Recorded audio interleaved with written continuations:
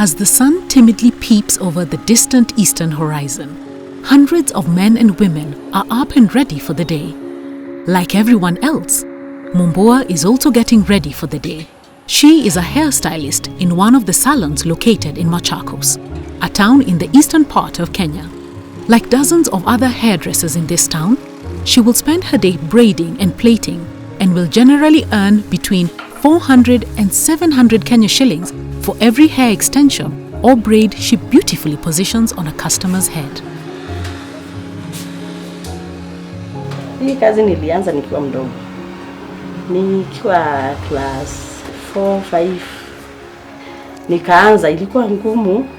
Nikianza kulipisha. Mtu saa akija juu ni watu wa familia, nashindwa hata nitamwambia aje. Namwambia nipatie chenye yako nacho tu. Ananipatia, lakini kaendelea, nikaona hii kazi nimejua. Kwa hivyo sasa nikaanza kulipisha. Kuna wakati kuna kuanga na customer, wakati mwingine kuna customer. But tuseme siku yenye naweza shuka watu wengi, naweza braid watu wawili, rasta tuseme rasta na kitu kama weave ama lines, kuosha, treatment hizo. Kwa hivyo naweza shuka hata piece 10 kwa mtu mmoja. Kutoka nianze hii kazi, customer wangu wengi ni wa rastas. Watu kunaona wanapenda rastas sana. Synthetic hair is one of the biggest income generators in the world. In 2018, the global consumer market of wigs and extension hair was valued at $5.9 billion and is expected to grow to $10 billion by 2023. In Machakos County, beauticians sell between 300 to 600 pieces of braids and 200 to 450 packs of weave every day. Mumbua, like many other beauticians and consumers in Kenya and around the world, are among those who benefit from the synthetic hair industry, both directly and indirectly. This form of beautification has been business as usual until now. You may now have to find new ways of carrying your shopping after the government banned the use of plastic bags. Ban on plastic carrier bags has come into effect today. Anyone found violating the rule could face hefty fines. Kenya becomes the 11th country globally and the second in Africa to take action in support of the UN's environmental campaign. There is concern about the sheer amount of waste that the country produces and how that waste is disposed.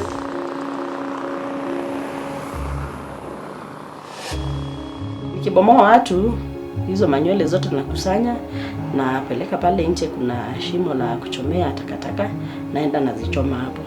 Pengine si nywele zote zitachomwa, na hata zikichomwa kuna vile zinakaa ni kama plastic.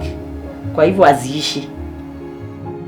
Ukitupa huanga zina affect, kama ukilinda kuku huanga zinashikana miguu alafu zinaweza katika. Ng'ombe zinakula, zinaleta madhara kwa ile ingine, inaleta uchafu wa boma. Na tuseme watoto sana sana ukula wakiwa chini, anaweza kaa hapa na sahani yake. Hizi pisi unajua zinaweza peperushwa na upepo, zinakuja kwa vyakula, kwa chakula ya mtoto ama chakula ambayo unapika. Saa zingine unaweza kata ugali uone kipisi kinatoka ndani. Unauliza hii imetoka wapi?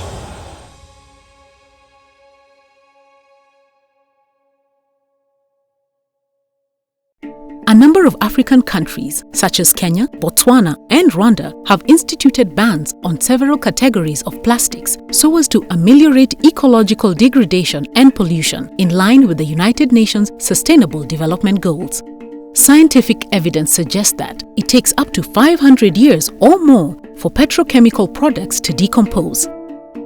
In Machakos County, there are efforts underway targeted at reducing this burden. Sasa hii project ni ya kujaribu kutafuta njia za kutumia ile nywele inatumika na akina mama kujirembesha, zile extension wanatumiaga na hii synthetic hair. Sasa tunajaribu kutafuta njia ya kutuzitumia ili zisitupwe kwa dump sites alafu zinaharibu environment. Yeah, the challenge of waste management affects everyone. Many of the solutions that people come up with in isolation tend to ignore the aspirations and the hopes of the people that are basically going to enjoy those solutions. And the idea is to demonstrate empathy by hearing and understanding the needs of the potential end users, and then co-creating some design solutions using what we would call low-fi prototypes, and then finally coming together to test those prototypes and ultimately to deliver new solutions for either the community in question or even the client. The project is crucial in that we are dealing with synthetic hair, which is used in large quantities around Kenya, and this results to a lot of solid waste in our dump site. And this project is crucial in that we are looking for interventions or ways in which this solid waste can be reused or removed from our environment.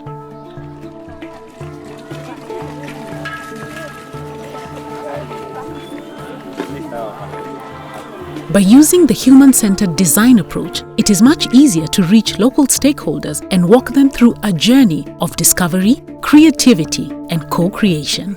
Human-centered design is a toolkit that is used by people looking at innovation and looking for new solutions that are people-centered. And by including community members from the outset, we guarantee buy-in. And also something that we've found over time, the community has a lot of ideas that are quite unique because they're the ones who own the solution. So by tapping into their knowledge, we find that we actually come up with more creative and more sustainable solutions. Hii tumechanganya na ready soil na maji tukakoroka. Tumetumia the same process, lakini tumechukua air fizz, manywele artificial air.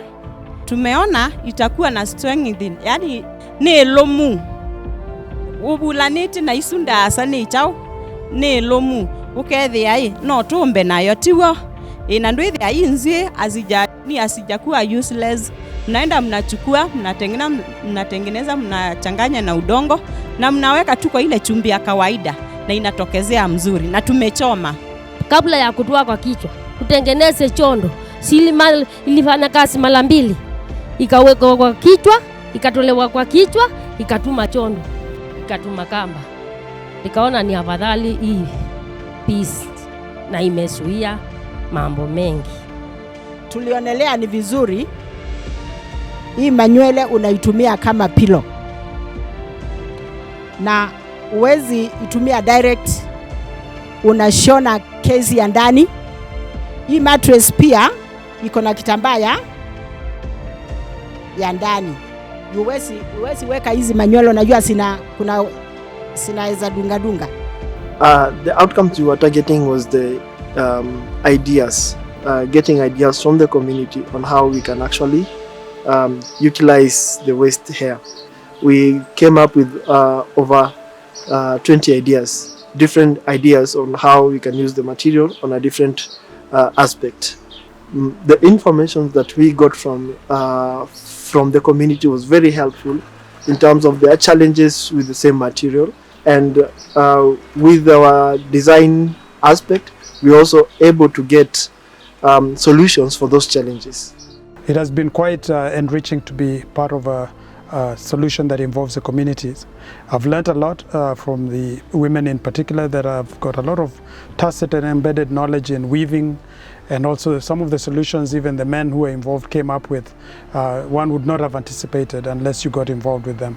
Hii nashika ni nywele, the used nywele hii ya kubandika ya wakina mama. Na nashukuru kwa hii masomo ya leo.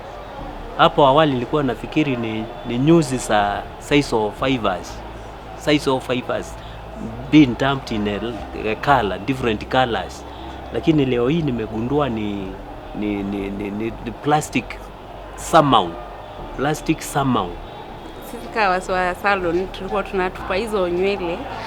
So ile time nimekaa hapa nimeona hiyo nywele after kutoa inafanya iko na kazi nyingine ya kufanya. Unaweza make vitu zingine na hiyo nywele badala ya kutupa.